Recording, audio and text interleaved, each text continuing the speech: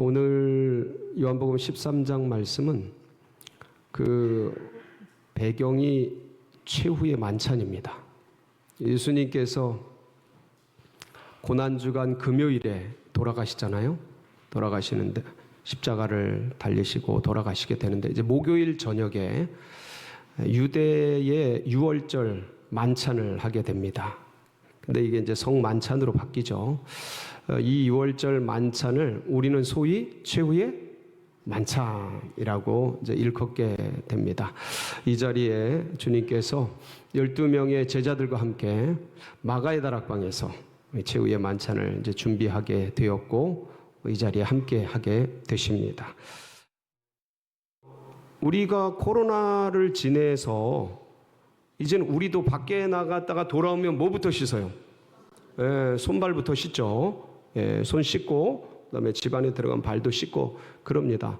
사실은 이 전통이 이렇게 완전히 전 국민화, 전 민족화 되게 된 것은 이 코로나라는 것이 굉장히 큰 영향력을 발휘했죠. 그 전에는 각자의 가문과 각자의 가정에서 알아서 하던 거에서 이제는 전 사회가 함께 하게 되는 국민 운동 같은 게 되었지 않습니까? 그리고 이제 그 문화가 되어서 이제 지금 습관이 되었는데 이 유대는요, 이스라엘은 이게 몇 천 년 전부터 진행해 오던 겁니다.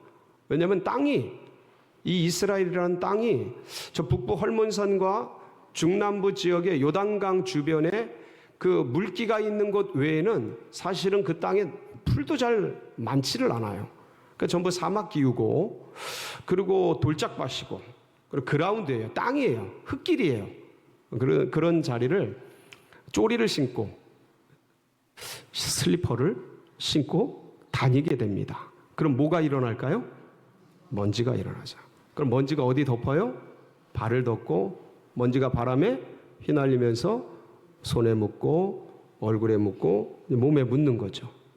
그러다 보니까 이 유대는요, 밖에 나오면 손 닦는 게 어떤 문화적 습관을 넘어서 이제 율법화, 정결 예식화, 정결 예법화 되었던 것입니다. 그래서 예수님이 가나의 혼인잔치에서 물을 포도주로 만드실 때에 있었던 그 돌 항아리 6개 기억나십니까? 이게 이제 바로 정결 예식 물통이에요. 그래서 보면 물통이 이렇게 쪼로로 준비가 돼 있죠. 그래서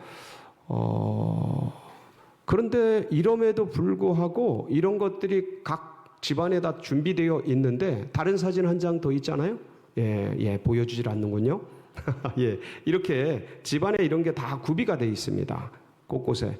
그럼 가면 먼저 손발을 씻고 이렇게 되는데 아무도 하지를 않고 있었고 결국은 식사를 그렇게 하게 되었습니다. 아마도 주님께서 이 문맥과 이 말씀을 자세히 보면 끝까지 기다리셨던 것 같아요. 누군가는 물을 떠서 손을 발을 씻게 할 수 있도록 기다리셨던 것 같아요.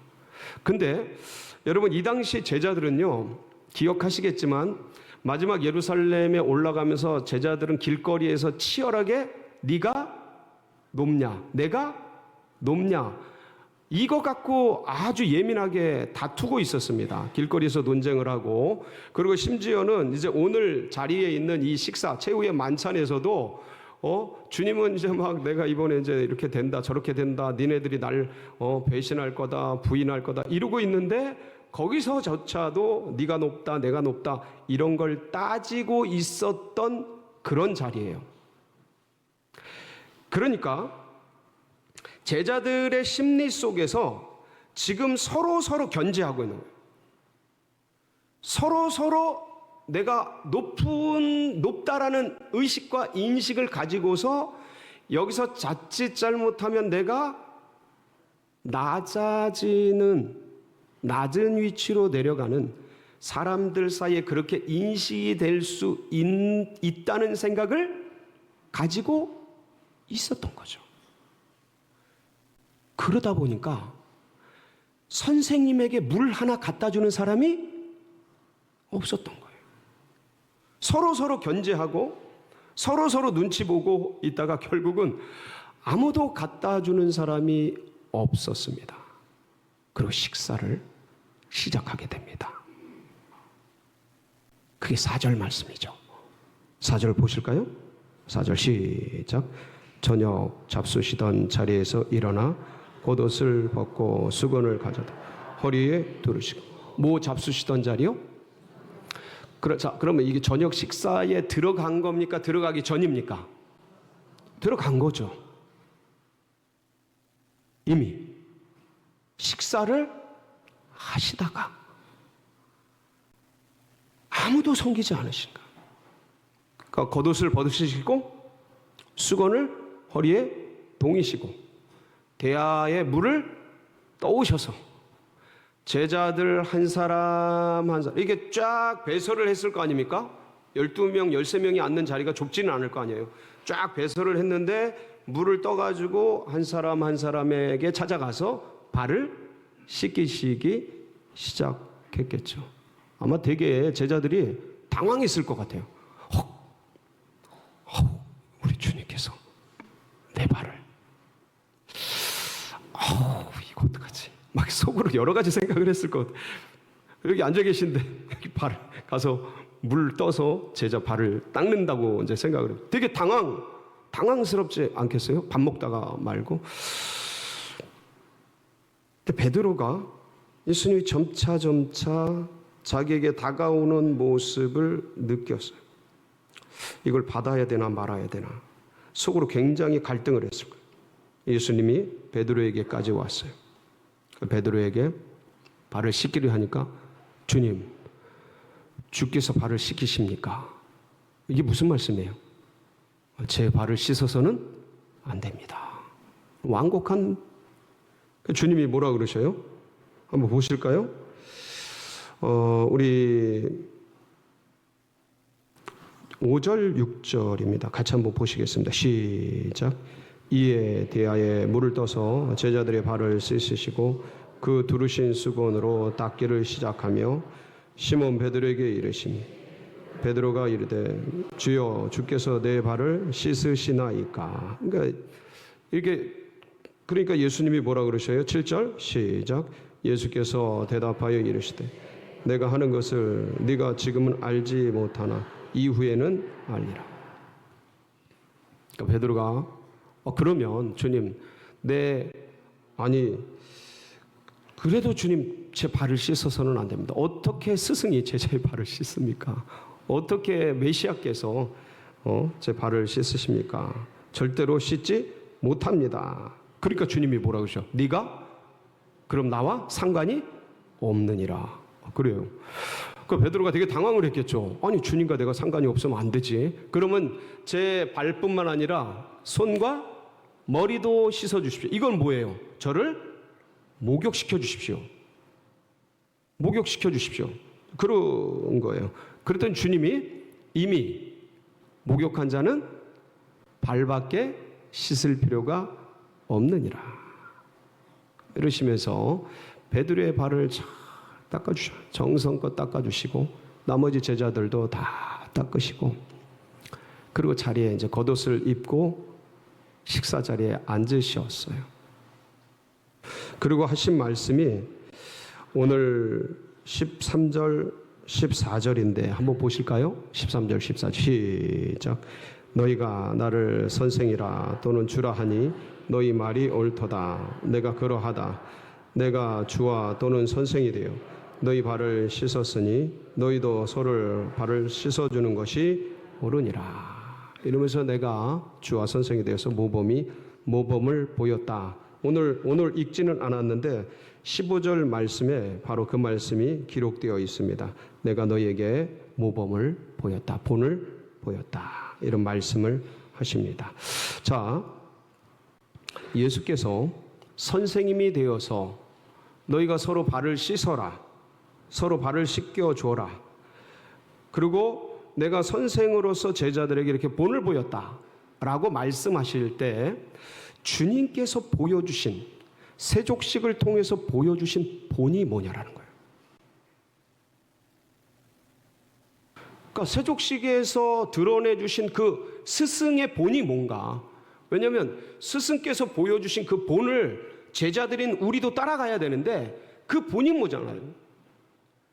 그러니까 보통 이제 우리가 세족식을 수련회나 어떤 행사 때 하게 됩니다. 하게 될 때 이제 낮은 자가 높은 자가 낮은 자를 섬기는 그러한 마음으로 또 겸손한 어떤 자세로 그래서 이렇게 낮아지는 위치에서 먼저 섬기는 자의 그 도리로서 이런 일들을 이제 행하게 됩니다. 그런데 이 말씀을 우리가 자세히 보면 그런 어떤 윤리적인 도덕적인 의미가 아니라는 거예요.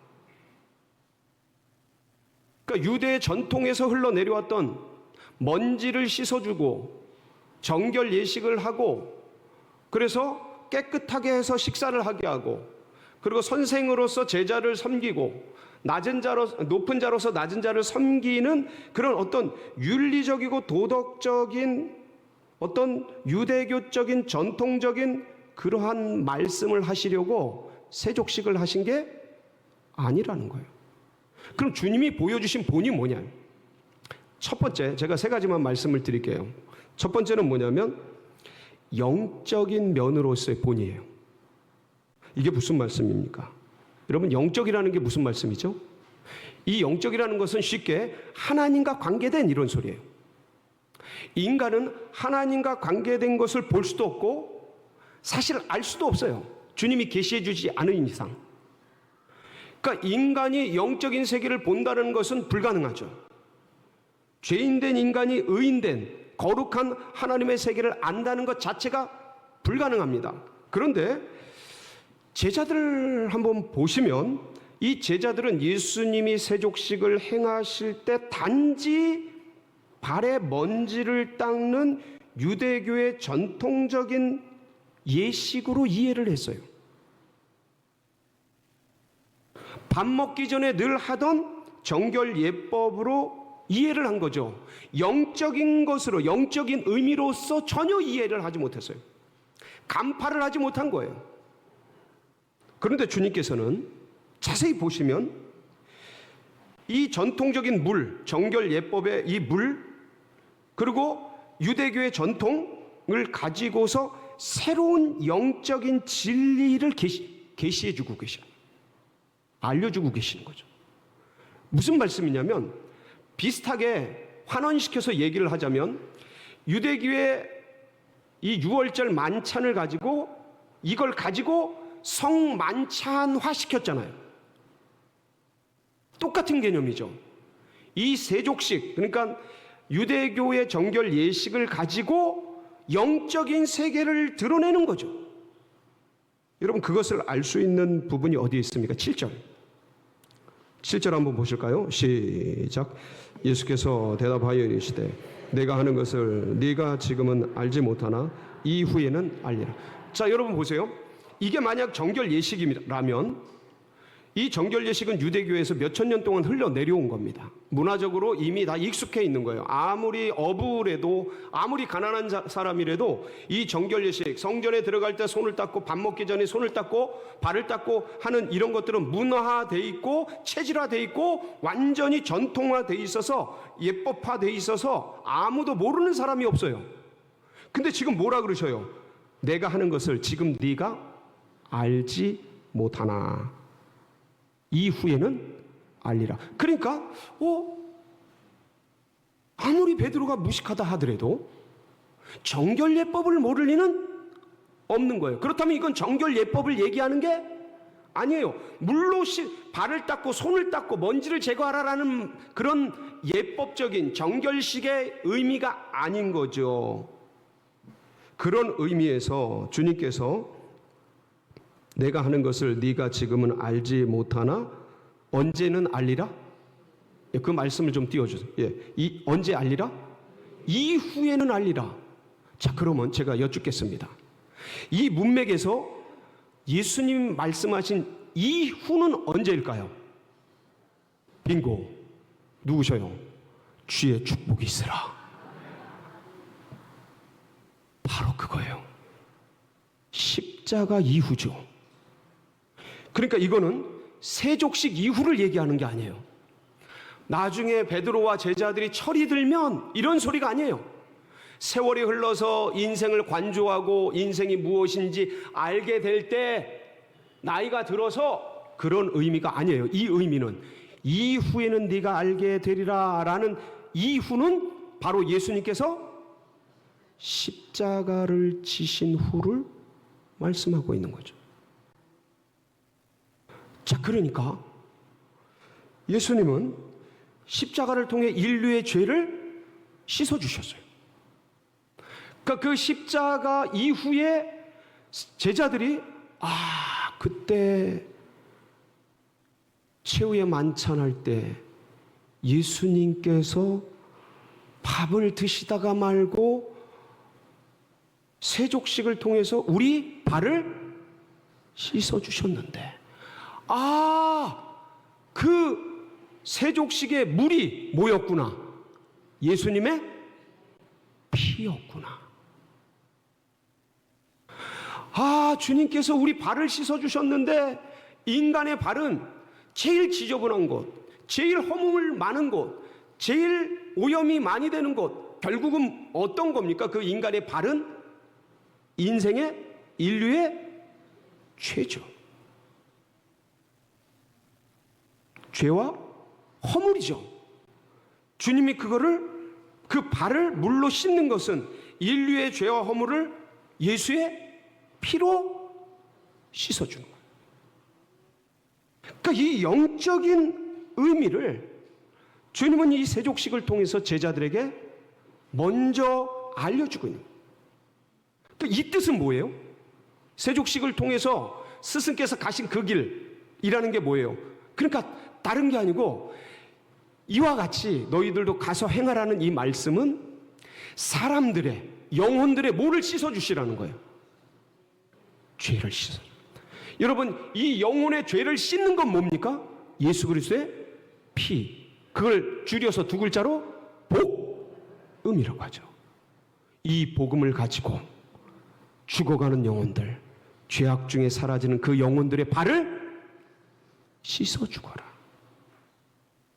내가 스승된 자로서 먼저 이 일을 했으니 너희들도 가서 이 일을 하라 라는 말씀이죠. 이게 영적인 계시예요. 이걸 모범을 보여주신 거예요. 두 번째는 뭐냐면, 여러분 자세히 생각을 해보면 예수님이 행하신 세족식에는요 뭐가 들어가 있냐면 인생의 연약함을 품으시는 주님의 모범이 들어가 있어요. 이게 무슨 말씀이에요? 인생의 연약함을 품어주시는 주님의 은혜, 주님의 마음, 주님의 사랑, 그거에 대한 모범이 이 세족식에 들어가 있다라는 말씀이에요. 어디에 그게 묻어 있어요? 여러분 9절 10절 한번 보실까요? 9절에서 10절 말씀 다시 한번 읽어보겠습니다. 시작. 시몬 베드로가 이르되 주여 내 발뿐 아니라 손과 머리도 씻어 주옵소서. 예수께서 이르시되 이미 목욕한 자는 발밖에 씻을 필요가 없느니라. 온몸이 깨끗하니라. 너희가 깨끗하나 다는 아니니라 하시니. 자, 여기서 이제 앞에 있는 것이 영적으로 풀렸으니까 이 부분에 대한 대화도 이게 어떤 의미인지 베드로는 몰라요. 베드로는 지금 모르고 있어요. 근데 주님은 알고 하시고 있고요. 이제 2000년이 지난 오늘날 우리는 이 말씀 속에서 9절에서 10절에서 말씀하고 있는 이 의미가, 영적인 의미가 무엇인지를 알고 있습니다.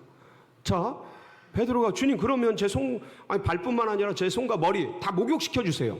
그 주님이 뭐라 그러세요? 목욕한 자는, 이미 목욕한 자는 뭐밖에 씻을 게 없다.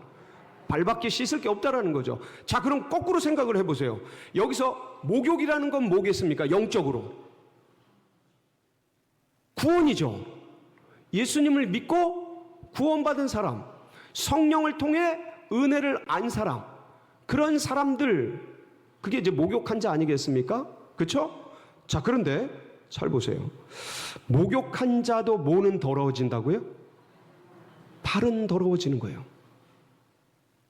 목욕을 아무리 깨끗하게 해도 이 광야길, 사막길, 이스라엘의 그 길을 걷다 보면 이 쪼리 슬리퍼에 먼지가 자욱하게 앉는 거예요. 자, 지금 그걸 오늘날로 생각을 해보겠습니까? 생각을 해보겠습니다. 이미 구원받고 예수 그리스도를 통해 은혜를 받고 영접하는 자, 곧 그 이름을 믿는 자들에게 주시는 하나님의 자녀의 권세를 가졌음에도 불구하고 이 사막 같은 인생길, 광야 같은 이 삶 속을 걸어가노라면 나도 원치는 않지만 수많은 죄의 먼지와 허물의 오염과 수많은 것들이 매일매일 우리의 마음을 덥습니까? 안 덥습니까? 대답을 안 하시는 거 보니까 까딱없나 보네. 까딱없나 봐. 참 슬프고 아프게도 주님의 은혜를 통해 하나님의 자녀가 됐고 믿음의 백성이 되고 성령을 통해 은혜를 받았음에도 불구하고 우리는 사실 누구랄 것도 없이 순간 또 넘어지고 어느 때는 쓰러지고 원치는 않지만 감정들이 부딪혀서 다투기도 하고 싸우기도 하고 어느 때는 어둠에 앉아서 죄를 짓고 교만과 오만과 음란과 수많은 여러 가지 일상의 문제 속에서 발에 먼지가 한가득 풀어 덮이기도 하고 그런 삶을 사실은 너 나올 것 없이 살아가고 있습니다. 인생의 연약함을 알아주시는 주님, 사랑하는 성도 여러분, 너희도 이와 같이 해라. 서로 발을 씻어줘라. 그 사람들 판단하고 그 인간 욕하고 그럴 것이 아니라 나도 너랑 진배 없으니 덮어주고 이해해주고 배려해주고 섬겨주고 그 주님이 걸어가신 스승님이 걸어가신 그 길을 따라 걷는 우리 모든 제자들, 우리 모두가 되기를 소망합니다. 마지막은 뭐냐면 우리가 익히 알고 들어왔던 이 세족식에 담겨있는 의미, 그게 세 번째입니다. 하나님으로서, 그러니까 신으로서 인간을 섬기는 거 아닙니까? 이 모습이. 그러니까 선생님으로서 제자를 섬기고 신으로서 인간을 섬기고 창조주로서 피조물을 섬겨가는 모범을, 섬김의 본을 보여주신 거예요. 사실 이게 쉽지가 않습니다. 살아가노라면 제자들은 아무것도 모르고 자기들의 욕망과 야망 가운데 쌓여있고 사실 그걸 욕하고 나무라고 비난하고 그러기가 쉽지. 야, 니네들 어떻게 제자로서 어떻게 배우는 학생들로서 선생님 나에게 숟가락 젓가락 아니 어떻게 손 닦을 물 한 그릇 대접하지 않냐. 이거 참 니네들 어디서 못돼 먹게 배운 거야 이거. 어떻게 이럴 수가 있어. 야단치기가 쉽지. 그것들을 나무라지도 않고 비난하지도 않고 제자들 모르는 길을 알 수 없는 그 길을 생각지도 못하는 그 길을 먼저 행하시고 앞서서 행하시고 섬겨주시는 그 자리로 가기가 쉽지? 다 대접받고 싶죠. 다 존중받고 싶고 존경받고 싶고 그러지. 누가 그 길을 그냥 걸어가려고 하겠습니까?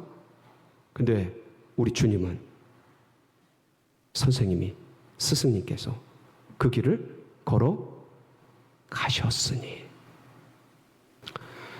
스승의 길을 따라가는 우리 모든 제자들로서 이 한 주간 또 나머지 여생 속에서 그 길을 기꺼이 기쁨으로 따라가는 복된 우리 성도님들 되시기를 주님의 이름으로 축복합니다.